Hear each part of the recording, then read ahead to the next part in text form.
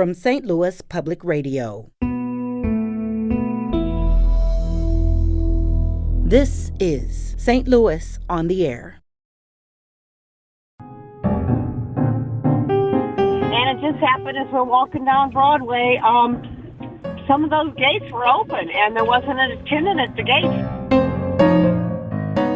The governor's sideman is handing him a sheet of paper that says freeze is tripled and things like that.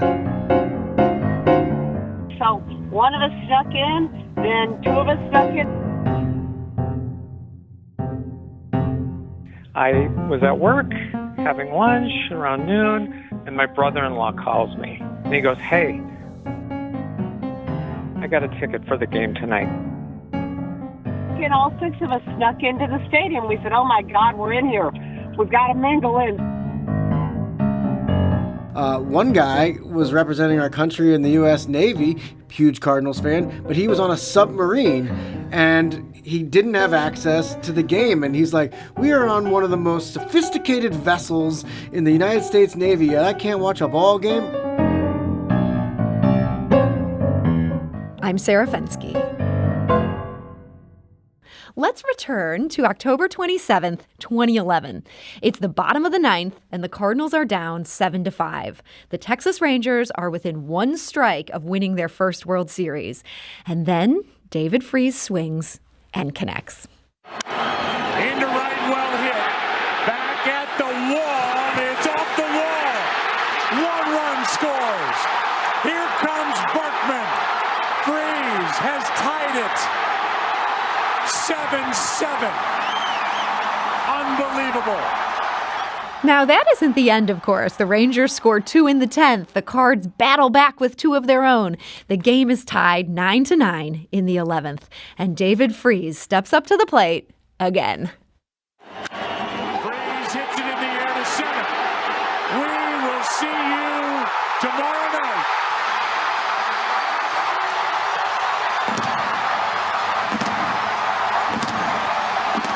That Game 6 got the entire city on its feet cheering, and it propelled an underdog team to its 11th championship.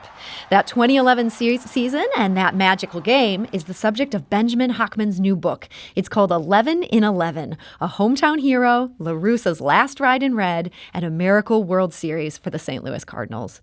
Benjamin Hochman is a columnist for the St. Louis Post-Dispatch, and he joins us today. Benjamin, welcome. This is awesome. Thanks for having me. So it is awesome hearing those calls. It just takes me back to 10 years ago. Was it hard not to smile every time you revisited Game 6 while working on this? Every single time. And Alex, who works with you here, said it best. He goes, every time I hear that, I get goosebumps. And it's true. I'm sitting here in the studio. I've heard that call 173 times, and the goosebumps popped up, and they will for the 174th, too. And the thing about your book that I had forgotten, thinking back on Game 6, thinking about how great it was, your book makes clear just how unlikely it was that the Cardinals even made it to this point. Coming into that season, did they have high hopes that this was going to be a world championship team? That's a good question. I mean, there's clearly hopes for the Cardinals simply because they're the Cardinals, and they're very confident in the way they do things down there at Busch Stadium. But there were a lot of looming questions. Of course, the biggest one of all was, would Albert Pujols resign after the 2011 season? And they headed into that season with a big question mark above the stadium. But the team was loaded. They had a lot of good players, but more importantly, they, as we find out during the course of the season, they had good personalities and they had good chemistry. And when they got down 10.5 games, they didn't think it was over, even though most of the rest of us did. Yeah, most of the rest of us completely wrote this off. But you trace this in your book to this pivotal moment, something I had never heard about, this event called the Nights of the Cauliflower Ear, where you think this all turned around. Tell us what this event was and what happened there. Sure. Well, fortunately, I never got cauliflower ear in high school, but those that wrestled did. Many did. And that's this weird thing that happens to your ear. And the Knights of the Cauliflower Ear have been around for generations here in St. Louis. And annually, these goofballs have a dinner. And I mean, they're dignified goofballs, don't get me wrong. These are high prestige goofballs. Correct. But this is no veiled profit. This is something where these are business leaders who just love sports. Yeah, that's well said. And they get some big names to come to their annual dinner. And as it was in 2011, the Cardinals were at their lowest point the night of the dinner. But the Cardinals were invited, and many of them came, including John Mozeliak, the team general manager, and Adam Wainwright, who wasn't pitching that year because he had Tommy John surgery. But, of course, he's a fan favorite and one of the most accomplished Cardinals, even at that point, let alone a decade later. Mm-hmm. And Wainwright gets the mic. And he's one of those guys, you talk about in the previous segment, JFK has the perfect pauses and says things with the right tone. Well, that's Adam Wainwright with a microphone. And he just nailed it that night. And he got everyone fired up. We can do this. Sure, we're down 10.5, but we're the Cardinals. And he said so many great things. And players were in the audience, and they got fired up. And then simultaneously, well, not simultaneously, but within the next day or so, teammate Chris Carpenter gives a speech to the team, and that fires up the guys. And suddenly, it's not, we're just going to play this season through. It's, let's see what magic we can make. And so La Russa, you give La Russa a lot of credit in this book, and I think rightly so. But it wasn't him who rallied this team back to this point of feeling like they could win this. This was these guys doing it for each other. Yeah, I mean, he did his part, of course. But when you get through a season like this, I mean, it's not like a coach in high school or something who's this rah-rah guy who can come in and get everybody going, win one for the Gipper, college football, something like that. I mean, La Russa did great stuff, don't get me wrong, but it really was a player-driven thing. And that's the special thing about the 2011 Cardinals. If you look at a basketball team that wins a championship, LeBron James and Anthony Davis with the Lakers last year, how many people truly contributed to that? You can maybe name like 6 more teammates, and that's about it. With the 2011 Cardinals, it was everyone from Albert Pujols to Adron Chambers. Every single person on that roster contributed, at least for one night, that helped make the magic. And this really comes across in this book. You give each guy kind of their little moment where we get to know them, we get to understand their quirks, and then we start to understand that this team is greater than the sum of its parts. Yeah, that's really well said, and that's true. And it takes a personality like Lance Berkman, for instance, to really get the guys going. And Lance Berkman, who was a great player, don't get me wrong, was also a greater force as a personality for the Cardinals. And he was one of those guys that just kind of was a magnet and brought everyone together. But it wasn't just him. So many personalities. You got the Shredder, Nick Punto. I had no idea what the Shredder meant. Boy, your book gave me just a vivid portrait of that. Yeah, for those that don't remember or didn't know, Nick Punto famously would rip the jersey off the Cardinal who gets the game-winning hit on the field. And that's why in Cooperstown, only half of David Freese's jersey is there, because Nick Punto ripped it in half. But it was just a fun thing. And, of course, they had Happy Flight with Rafael Furcal, another big personality on that team. And, again, these when I say big personalities, it's not like the quarterback jock kind of ruling the school type thing. Mm-hmm. It's more of just kind of like a welcoming friend who happens to be really, really talented at the sport. And there were many of them, and they had dinners together, and they believed in each other, and sure enough, they made St. Louis history. So yeah, and they're way down. They have the Knights of the Cauliflower Ear night, and not only did they start winning, they go on a remarkable streak at this point. The people that they needed to lose start losing. It kind of went both ways on this. Yeah, the Atlanta Braves, I'm sure this book will not sell in Atlanta or I think Georgia. That's fair to say. They don't want to remember 2011. The Braves fell apart historically, infamously. It was terrible, but for them. But the Cardinals had to win also. It wasn't just that the Braves lost. The Cardinals had to win, and St. Louis did so well in that September, and it led up to the final game of the regular season. The team needed to win, and they needed the Braves to lose, and both things happened. So just a series of nail-biters, and that takes us then to Game 6. And we're going to take a break here. We'll get into Game 6 at much greater detail after the break. But you make the case in this book that this could be the greatest World Series game of all time. Do you think it is? I know that's such a fraught question. But how is it not? It came down to the final strike twice. A team was about to win the World Series on the final strike and didn't get it. And then they had another chance, the Texas Rangers, and they didn't do it again. That's never happened before. And I can't imagine cannot imagine it ever happening again. So I want to, before we take this break, I want to read one thing you have from this book. I think you make a great case here that this has become sort of central to our identity as St. Louisans. You write, in St. Louis, it's a question asked on first dates and business lunches, in line to check out at Schnucks, or while getting a Busch at Busch. It's an icebreaker and a way to instantly bond. It's the new where did you go to high school? And that question is, where were you for Game 6? And we are talking, of course, today to Benjamin Hochman, columnist for the St. Louis Post-Dispatch. His new book is 11 in 11, a hometown hero, La Russa's last ride in red, and a miracle World Series for the St. Louis Cardinals. We'll be right back to continue that conversation and take your calls. This is St. Louis on the Air on St. Louis Public Radio.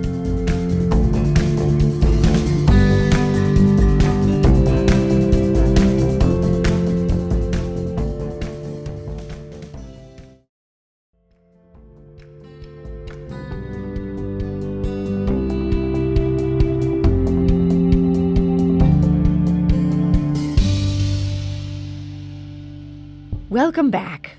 Our guest today is Benjamin Hochman. He's a columnist for the St. Louis Post-Dispatch. He has a new book out now. It's called 11 in 11. We have a link on our website where you can purchase a copy of that book for your very own. You can also find that at, let's see, I wrote down this URL here, 11in11book.com, if you want to get a copy of what we're talking about today. We are talking about Game 6. We want to hear your Game 6 stories. Our phone lines are open. We're at 314-382-8255. That's 382-TALK. Benjamin, in this book, you tell so many different Game 6 stories, and it was just fun to hear these different stories from around the city. Which was your favorite of all the regular guy stories you gathered? Oh my gosh, you're putting me on the spot, because I had 11 Game 6 stories that I wanted to feature in there. I mean, one of my favorites, because it involves St. Louis, of course, but the state of Missouri, and just the zaniness of this is Governor Jay Nixon and two people working with him, Tim Nowak and Dan Meehan. They're in Shanghai on a diplomatic trade mission, but they know Game 6 is going on. So what do? They got to, do some important work stuff, but the biggest game of their baseball lives is on. So they don't know what to do, and Governor Nixon himself comes up to him and says, "You've seen enough of my speeches. You can sit this one out." And then the governor's like, "Wait a minute, I've seen enough of my speeches. I'm going to sit this one out," or at least push it to the last moment. He watches a few innings, and the story is just great because these guys are doing such an important thing, and they're overseas, yet they're getting text messages, and the governor's side man is handing them a sheet of paper that says "freeze is tripled" and things like that. That's amazing. That's a great Game 6 story. Here's one that's a little less high stakes, but this one is so sweet. This came from Kevin, who writes on our St. Louis on the Air Facebook page. I was at home in South St. Louis. My lovely wife fell asleep on my shoulder, and our 12-month-old daughter was asleep in the next room. I'd silently cheer or fist pump when we tied it up. More than once I thought to myself, so this is how this incredible season ends, huh? On the home run in the 11th, I did have to stand up from my seat, which woke my wife, and I tried to explain the whole scenario to her. I'm sure I was talking too fast, and she was half asleep. It was still unforgivable. That story is just so sweet. I think we've all been there. Sure. Except I would have woken up my spouse. Let's go to the phone line. Pete is calling from South City. Pete, hi, you're on St. Louis on the Air. Hey, thank you for having me. Hey, so tell us your Game 6 story. Well, it's sort of a lack thereof Game 6 story because if you remember, Game 6 got delayed by a day. That's right. With weather. And my father and I were lined up with our group tickets to have Section 148 really close to home plate, perfect seats for Game 6. And since it got delayed by a day, I'm a musician, and it lined up, and turns out I decided I was going to play a show instead of going to the game. Oh, so you had the tickets, you didn't go. Little did I know that it was going to be the greatest World Series game in history. And Pete, so I have to tell that. I was going to say, when you hear the reminiscences and Benjamin telling all these great stories, does that kind of break your heart each time? Absolutely. Well, no, it's pretty much a daily occurrence, or at least weekly, that Game 6 gets brought up, and then I get to to tell my shame story of missing the entire thing. Pete, I feel like you learned a valuable lesson here. Next time, don't take that gig, huh? Absolutely. But hey, it was still an amazing night that I'll cherish forever. Well, Pete, thanks for sharing that story. Benjamin, I imagine for everybody who has a Game 6 story, there's somebody who, for whatever reason, they did have to miss it. I know. And some of these stories are, if I may, kind of sad. I mean, someone going through surgery.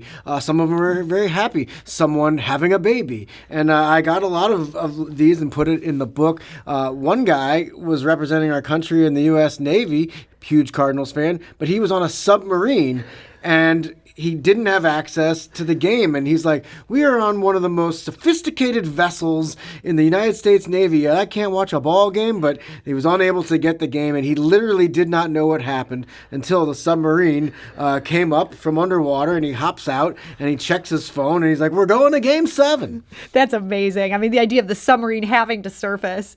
We got another one. This came in from Facebook from Barb. Barb writes, I lived in Chicago at the time. Got home from work in time to watch the last few innings. Didn't even take off my jacket. Stood there with the remote, ready to turn off the TV if the Rangers won. So excited and happy when the Redbirds won, and then came back the next night to win it all. 4 of my brothers were at the game, and I'm so envious. I watched all of Game 6 during the pandemic and have it saved on my TV so I can relive the most exciting game in baseball ever, anytime I want. Michael also writes on Twitter, whenever I want to feel great, I just turn on the DVR and watch the game from the 6th inning on. We heard this from so many people that they have saved this and use it as a pick-me-up. Did you hear that in your reporting? Yes. Oh, my goodness, yes. And moreover, I love the people that literally videotape themselves watching the game. And there's this amazing compilation called, if you're on YouTube, Some Nights You Win the World Series. And they take the song Some Nights by Fun, or maybe it's F-U-N. I'm too old. I don't know what the cool kids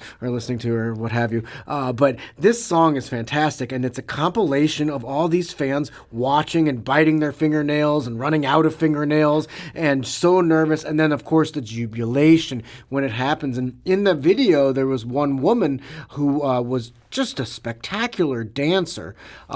She was in her 80s, and I was like, who is this dancing granny? And I located her and I interviewed her for the book, and it was just so much fun to hear her story. And she kind of became kind of a cult, I don't know, say a cult hero, cult figure, but a lot of people knew about the dancing granny because she was on this video. And so she's in the book, and she shares a story about how she snuck into Game 7. They opened the gates in the 7th inning, and she bursts in, and she was catching confetti in her purse. Well, this is actually a perfect segue. I think we have a caller who may have a story that has some parallels to this. Let's go back to the phone lines. Sandy is calling from Creve Coeur. Sandy, hi, you're on St. Louis on the Air. Sandy, are you there? Oh, hi. Hi, Sandy. You're on St. Louis on the Air. Tell us your Game 6 story. Well, what happened was there were 6 of us going down. We did not have tickets, so we were just walking down Broadway, and we were going to watch the game out by the fence. And it just happened as we're walking down Broadway, some of those gates were open, and there wasn't an attendant at the gate. So one of us snuck in, then 2 of us snuck in, all 6 of us snuck into the stadium. We said, oh, my God, we're in here. We've got to mingle in. So we mingled, and we went out to the patio and just kind of sat and pretended like we were supposed to be there, and nobody saw us. And then during the end of the innings, a Texas Ranger came out and slammed these tickets down on our table and said, this game sucks. So we all went inside, and we were in there for David Freese's home run that won the game. It was incredible. So we were just screaming and yelling, and it was incredible. So we were there. Sandy, that is amazing. You just gave me the goosebumps. This idea of sneaking in, and a Rangers fan gives up. I guess he was right to give up. Sure. And I think a fascinating part of it, that's a great story, Sandy. A fascinating part of it is when you look at the Rangers fans, where they're coming from, a perfect parallel is St. Louis Blues fans. The Rangers had never won a championship, but they had been around for decades, and they had some lifelong fans, and this was their chance. So basically, think about yourself during Game 7, Blues at Bruins, and what if they blew it in the last second? I mean, that's what these Texas Rangers fans were going through. Yeah, I mean, that's heartbreaking from the other side. Let's not even think about that. Let's forget our empathy. Let's go back to the phone lines. Mark is calling from St. Louis. Mark, hi, you're on St. Louis on the air. Hi, Sarah. Hi, tell us your Game 6 story. Well, I just feel like I was the luckiest guy that day. I was at work having lunch around noon, and my brother-in-law calls me. And he goes, "Hey, I got a ticket for the game tonight, for Game 6. Your brother-in-law. You must be a good brother-in-law. Yeah, whoever was going to go with him couldn't go or whatever. He's like, it's yours if you can come up with, so much money or whatever. So he did at least charge you. Sure. But you went. Yes, and I just fell into it, and it was amazing. I was so fortunate. Well, Mark, I'm so happy for you. And tell me this. I know a lot of baseball fans, they're tempted to leave sometimes. They might head out in the 8th, hopefully not in the World Series. But were you guys ever tempted at any point to say, hey, we got to call it a night? I was tempted because that game was the most crazy game. They were ahead, then they're behind. It was like 4 times they blew a lead, I think.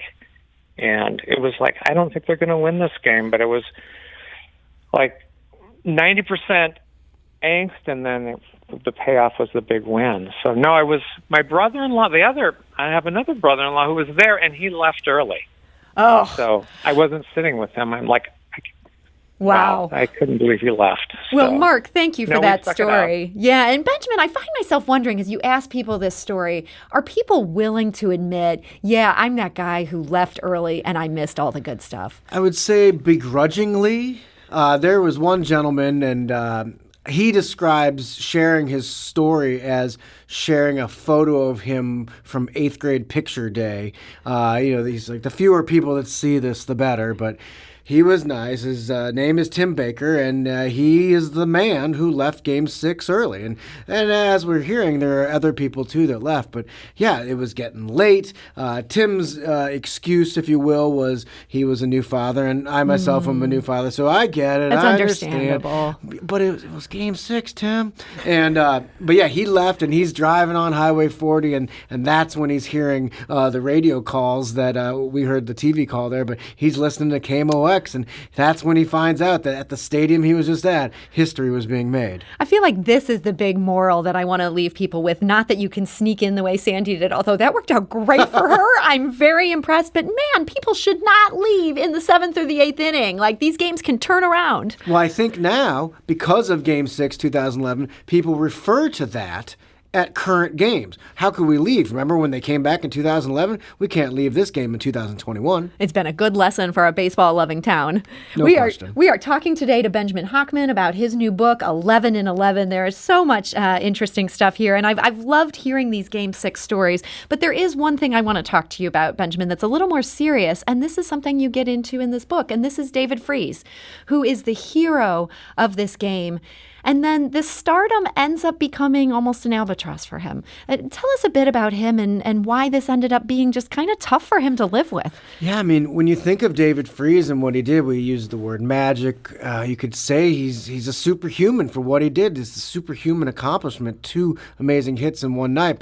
But to also say he's superhuman. He's like really just a human, and he battles demons, and he battles alcoholism, and he's open about this, and the fame overtook him. And I can't imagine what it would be like to walk in any door in St. Louis and have someone recognize you and be excited to see you. And I know that sounds like a cool thing, but it was overwhelming for him, and he battled some depression and some tough times. But his best friend says it in the book, Matt Landwehr.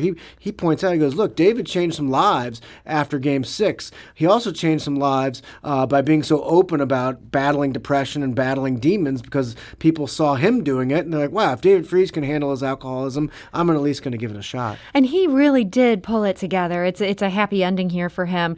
From studying him and reporting on him, what do you think saved him in the end? Well, and he'll say it too. It's his wife. I mean, when you find when you find that teammate that can. I mean, we used to talk about teammates in baseball, but when you find that life teammate, that person is there for you for literally every day. And she helped him find the way, and now he's living a great life. He's got a home in Austin, Texas, but he comes here to St. Louis to visit often. I heard he was at Protzel's Deli just the other day.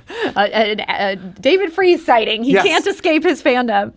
Well, so Benjamin, in our final minute here, you continue to cover the team, and the fact that we have you here, I would be remiss not to ask you, do you see another World Series in our near future? I mean, when the season began, I'm like, all right, I'm going to write a new book called 12 in 21. But now I'm not so sure. They need another starting pitcher. They need some of the lower hitters, some of the lower in the lineup hitters to step it up. And the bullpen needs to stop walking people. It's getting crazy with all these walks. Do they need a Knights of the Cauliflower Ear moment here? They do, and Wainwright's still on the team. Maybe every decade he can give that speech. I feel like that would be perfect. And then you could write 12 in 21. Are you Yes. ready for that? Will you have me back? I will absolutely have you back. It's a deal. People are going to speak to this moment Yes. as the moment it all turned around. Well, Benjamin Hochman, I want to thank you so much for joining us today. Thank you. It was awesome. And Benjamin, again, he's a columnist for the St. Louis Post-Dispatch. We encourage you to get a subscription to that newspaper, read what he's up to, stltoday.com. His new book is 11 in 11, a hometown hero, LaRussa's last ride in red, and a miracle World Series for the St. Louis Cardinals. You can get a copy of this book. You can order yours online at 11in11book.com. Those are the numerals, 11in11book.com. We also have that linked on our website. Or you can stop by this Friday if you don't have a Father's Day gift yet. You can find Benjamin there at JP Fields. That's in Clayton. He'll be there from 5 to 7. He is signing books. Perfect Father's Day gift. And also, if you enjoyed this conversation, we want to encourage you to join our St. Louis on the Air Facebook group. We're sharing our memories of Game 6 there. We'd love to hear yours. And so you can just search for St. Louis on the Air on Facebook, answer a few questions, and you can join that conversation. St. Louis on the Air is a production of St. Louis Public Radio. Understanding starts here.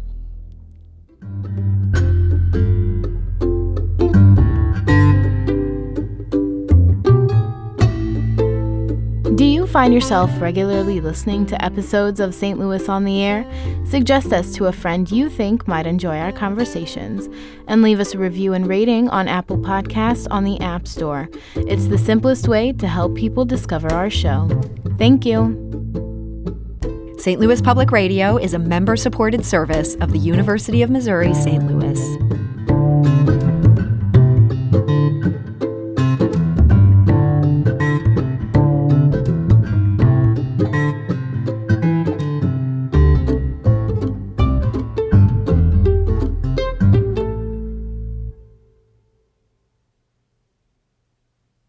Support comes from the Missouri Forest Products Association, committed to conservation and careful management of the state's forests to make them more resilient and better habitats for wildlife. ChooseWood.com.